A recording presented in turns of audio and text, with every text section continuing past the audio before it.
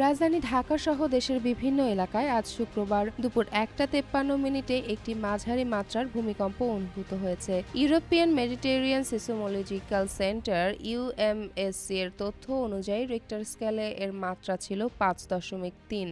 সংস্থাটি জানায় ভূমিকম্পের উৎপত্তিস্থল ছিল খুলনা জেলা শহর থেকে প্রায় 47 কিলোমিটার দক্ষিণ পশ্চিমে এবং সাতক্ষীরা থেকে 27 কিলোমিটার দক্ষিণ পূর্বে। গভীরতা ছিল ভূপৃষ্ঠ থেকে 35 কিলোমিটার। কম্পন রাজধানী ঢাকা ছাড়াও দক্ষিণ পশ্চিমাঞ্চলের বিভিন্ন জেলা এবং ভারতের বারাসাত সহ পার্শ্ববর্তী কিছু এলাকায় অনুভূত হয়, তবে তাৎক্ষণিকভাবে কোনো প্রাণহানি বা বড় ধরনের ক্ষয়ক্ষতির খবর পাওয়া যায়নি। গত কয়েকদিনে মিয়ানমার ও ভারতে কয়েক দফা ভূমিকম্পের পর এই কম্পন জনমনে নতুন করে উদ্বেগ সৃষ্টি করেছে। বিশেষজ্ঞরা মনে করছেন ভূমিকম্পন অঞ্চলে সচেতনতা বৃদ্ধি, ভবন নির্মাণে বিধিমালা মানা এবং দুর্যোগ প্রস্তুতি জোরদার করা সময়ের দাবি।